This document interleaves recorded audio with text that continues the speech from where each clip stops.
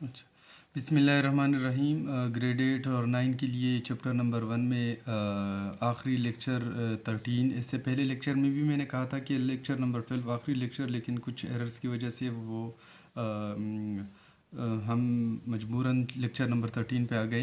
तो lecture number 13 ये आखिरी लेक्चर इस चैप्टर का, जिसमें हम इससे पहले लेक्चर में सेलुलर ऑर्गेनाइजेशन का पहला टाइप यानी यूनिसेलुलर ऑर्गेनाइजेशन हम एक्सप्लेन कर चुके थे।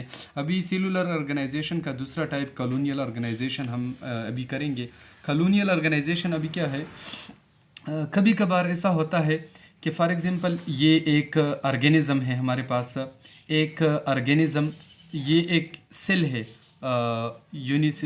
एक सेल है, और वही सेल यानी एक पूरा ऑर्गेनिज़म है, यानी यूनिसेलुलर ऑर्गेनिज़म है। यहाँ पर एक दूसरा यूनिसेलुलर ऑर्गेनिज़म, ये भी यूनिसेलुलर ऑर्गेनिज़म, ये भी यूनिसेलुलर, ये भी बहुत सारे यूनिसेलुलर ऑर्गेनिज़म्स है। ये आपस में कंबाइन हुए हैं, ये आपस में कंबाइन हुए हैं, उन्होंने एक कॉलोनी बनाई है, एक कॉलोनी उन्होंने बना रखी है। और इसमें से बहुत सारे यूनिसेलुलर ऑर्गेनिज़म, ये एक एक सेल जो हमें नज़र आ रहा है, इसका मतलब यानी एक यूनिसेलुलर ऑर्गेनिज़म।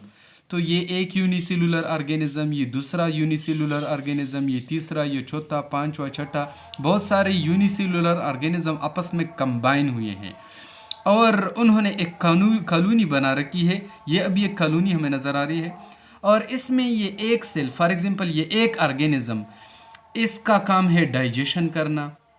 इस एक ऑर्गेनिज़म यानी एक सेल, इसका काम है डाइजेशन। ये दूसरा यूनिसेलुलर ऑर्गेनिज़म है, इसको उन्होंने जिम्मेदारी सौंपी है, यानी फॉर एग्जांपल इसका काम है रेस्पायरेशन। यहाँ पर ये तीसरा सेल है, इसका काम है फॉर एग्जांपल एक्सक्रीशन। यहाँ पर एक और सेल है यानी एक और ऑर्गेनिज़म है, इसका काम है फॉर एग्जांपल सर्कुलेशन। तो यहाँ पर मुख्तलिफ यूनिसेलुलर यानी बहुत सारे यूनिसेलुलर ऑर्गेनिज़म आपस में कंबाइन हुए हैं, उन्होंने एक कॉलोनी बना रखी है। और इस कॉलोनी में हर ऑर्गेनिज़म यानी हर सेल का अपना अपना, यहाँ पे मैं कहूँगा हर ऑर्गेनिज़म का अपना अपना फंक्शन है, और ये सारे ऑर्गेनिज़म एक दूसरे के ऊपर डिपेंडेंट है। फॉर एग्जांपल ये कॉलोनी है, अगर ये एक सेल है डाइजेशन के लिए रिस्पॉन्सिबल, ये सेल अगर नहीं है तो इसका मतलब ये कि पूरी कॉलोनी के लिए डाइजेशन का प्रॉब्लम होगा, इसके अलावा ये ज़िंदा नहीं रह सकेंगे। अगर ये सेल फॉर एग्जांपल यही ऑर्गेनिज़म नहीं है तो पूरे यानी कॉलोनी के लिए रेस्पायरेशन का प्रॉब्लम होगा, इसके बगैर भी ये कॉलोनी ज़िंदा नहीं रह सकती। इसके अलावा ये ऑर्गेनिज़म फॉर एग्जांपल एक्सक्रीशन के लिए रिस्पॉन्सिबल है, अगर ये हट जाए तो इस कॉलोनी को एक्सक्रीशन का मसला होगा। तो मतलब ये कि ये इसको कहते हैं कॉलोनियल ऑर्गेनाइजेशन। तो कॉलोनियल ऑर्गेनाइजेशन फिर सुन ले, जब बहुत सारे यूनिसेलुलर ऑर्गेनिज़म आपस में कंबाइन हो जाएं, एक कॉलोनी बनाएं, और हर ऑर्गेनिज़म का स्पेसिफिक फंक्शन हो, और ये हर ऑर्गेनिज़म एक दूसरे के ऊपर डिपेंडेंट हो, यानी इसमें एक भी ना हो तो इस पूरी कॉलोनी के लिए मसला बनेगा। तो इस टाइप ऑफ ऑर्गेनाइजेशन को हम कहते हैं कॉलोनियल ऑर्गेनाइजेशन। और इसका कॉमन एग्जांपल हमारे पास है वॉल्वॉक्स। वॉल्वॉक्स ये एक ऑर्गेनिज़म यानी ये जब कॉलोनी बनाते हैं तो मोर देन 100 वॉल्वॉक्स कंबाइन होकर एक कॉलोनी बना लेते हैं, और इस कॉलोनी में हर ऑर्गेनिज़म यानी हर सेल का अपना अपना फंक्शन। तो इस टाइप ऑफ ऑर्गेनाइजेशन को हम कहते हैं कॉलोनियल ऑर्गेनाइजेशन। फिर इसके बाद थर्ड सेलुलर ऑर्गेनाइजेशन का तीसरा टाइप जो बहुत ज़्यादा कॉमन है, वो है हमारे पास मल्टी सेलुलर ऑर्गेनाइजेशन। ये है हमारे पास मल्टी सेलुलर ऑर्गेनाइजेशन। इसका मतलब क्या, यानी कॉलोनियल और यूनिसेलुलर ऑर्गेनाइजेशन तो हमने कर लिया, अभी मल्टी सेलुलर ऑर्गेनाइजेशन इसका तीसरा टाइप रहता है। तो मल्टी सेलुलर ऑर्गेनाइजेशन में क्या होता है, ये फॉर एग्जांपल एक सेल, ये फॉर एग्जांपल दूसरा सेल, ये तीसरा सेल, ये चौथा सेल, ये कई सेल कंबाइन होकर एक टिश्यू बना लेते हैं। इससे बन गया क्या, इससे बन गया टिश्यू, ये एक टिश्यू आ गया।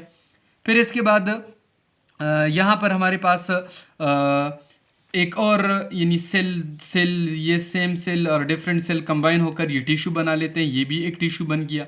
यहाँ पर एक और जगह पर यहाँ भी सेल्स कंबाइन होकर, मेनी सेल्स कंबाइन होकर ये टिश्यू बना लेते हैं, ये हमारे पास एक और टिश्यू आ गया।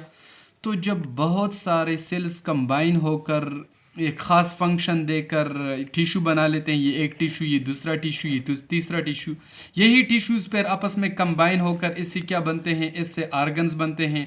और इससे प्रीवियस लेक्चर में हमने कहा कि आर्गन्स बनते हैं टिश्यू से। फिर डिफरेंट आर्गन्स जब आपस में कंबाइन होकर, फॉर एग्जांपल एक माउथ है, प्रीवियस चैप्टर लेक्चर में हमने बहुत ही डिटेल के साथ किया है कि ये आर्गन्स क्या है। आर्गन्स की एग्जांपल ये माउथ, ये नोज़, ये फेरिंग्स, ये लेरिंग्स, ये किडनीज, ये पेनक्रियाज, ये गॉल ब्लैडर, ये सारे आर्गन्स। तो जब ये आर्गन्स कंबाइन होते हैं तो इससे बनता है ऑर्गन सिस्टम, इससे बनता है ऑर्गन सिस्टम। और यही ऑर्गन सिस्टम्स कंबाइन होकर एक पूरा लिविंग ऑर्गेनिज्म बना लेता है। तो अभी ये लिविंग ऑर्गेनिज्म है, फॉर एग्जांपल ये है ह्यूमन बीइंग। तो ह्यूमन बीइंग एक इंसान है और ये खुराक करता है, यानी हज़म करता है। तो खुराक इस डाइजेशन के लिए इसमें एक सिस्टम है, डाइजेस्टिव सिस्टम। डाइजेस्टिव सिस्टम बनता है माउथ से, एसोफेगस से, स्टमक, इंटेस्टाइन, रेक्टम और एनस, उनसे बनता है। वो फिर टिश्यू से बनते हैं और वो टिश्यू फिर सेल से बनते हैं। अगर हम इसकी बात करें, ये ऑर्गेनिज्म, ये फॉर एग्जांपल इसमें एक्सक्रीटरी सिस्टम है। एक्सक्रीटरी सिस्टम बनता है ऑर्गन से, यानी इसमें किडनी स्किन है, इसमें किडनीज है, इसमें यूरेटर है, यूरिनरी ब्लैडर है, यूरेथ्रा है। इसके अलावा इस ऑर्गेनिज्म में एक और system, for example circulatory system, इसमें हमारे पास हार्ट आता है, ब्लड वेसल्स आते हैं, ब्लड आते हैं। तो इस मल्टीसेलुलर ऑर्गेनाइजेशन, यानी इसका डिफिनीशन ज़रा सुन ले। Those organisms which are made up of more than one cell are called multicellular organism, and this type of organization is called multicellular organization. Multicellular organization कौन सा organisms में होता है? जितनी भी multicellular organism है, common example बुक वालों ने भी मेंशन किया है, फ्रॉग। फ्रॉग के अलावा ये ह्यूमन बीइंग, ये केट, ये रेट, ये मुख्तलिफ़ किस्म, ये सब कुछ हो सकते हैं। इसके अलावा ब्रासिका कंपेस्ट्रिस, ब्रासिका जो जिसका ब्रासिका कंपेस्ट्रिस इसका बायोलॉजिकल नेम ब्रासिका है हमारे पास। सब ये दो कॉमन एग्जांपल बुक वालों ने दिए हैं। यानी फ्रॉग, ये भी ऑर्गन सिस्टम, बहुत सारे सिस्टम से बनता है। वो सिस्टम पर ऑर्गन से बनते हैं, वो ऑर्गन्स पर टिश्यू से, वो टिश्यू पर सेल से। और इसके अलावा ब्रासिका फ्लावर, ये भी बहुत सारे ऑर्गन सिस्टम से, ऑर्गन सिस्टम पर ऑर्गन से, ऑर्गन्स में फिर टिश्यू और टिश्यू में फिर हमारे पास सेल्स पाए जाते हैं। तो ये सेलुलर ऑर्गेनाइजेशन का टॉपिक भी हो गया, आखिरी टॉपिक था, ये भी हो गया। सेलुलर ऑर्गेनाइजेशन में हम क्या यानी ये कि है क्या, सेलुलर ऑर्गेनाइजेशन में हम ये कहते हैं कि हम तो पहले कहते थे कि ऑर्गेनिज्म सेल से बनते हैं। ये सेल्स किस तरह ये ऑर्गेनिज्म बना लेता है, असल में ये है सेलुलर ऑर्गेनाइजेशन। कभी कभार एक सेल से पूरा ऑर्गेनिज्म बनता है, वो एक सेल में जितनी भी प्रोसेस है वो सब होते हैं। फिर इसके बाद एक कॉलोनियल, बहुत सारे ऑर्गेनिजम्स कंबाइन होकर एक कॉलोनी बना लेते हैं। हर ऑर्गेनिज्म, उस कॉलोनी में हर ऑर्गेनिज्म का अपना अपना काम होता है। उसमें से एक ऑर्गेनिज्म भी अगर ना हो तो पूरी कॉलोनी के लिए मसला बनता है। वो है कॉलोनियल ऑर्गेनाइजेशन, जिसका एग्जांपल था वॉल्वॉक्स। और आखिरी है मल्टीसेलुलर ऑर्गेनाइजेशन, जिसमें एक एक सेल कंबाइन होकर, यानी सेल्स कंबाइन होकर टिश्यू, टिश्यू कंबाइन होकर ऑर्गन, ऑर्गन कंबाइन होकर ऑर्गन सिस्टम, और ऑर्गन सिस्टम कंबाइन होकर पूरा ऑर्गेनिज्म बना लेता है।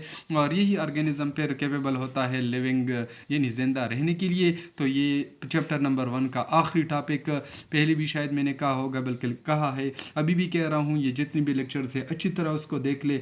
यानी बाद में वेकेशंस के बाद स्कूल में हमारे लिए इसको एक्सप्लेन करने के लिए कोई टाइम नहीं रहेगा। इसमें हम आप लोगों से टेस्ट लेंगे, इसको अच्छी तरह देख कर तैयार कर।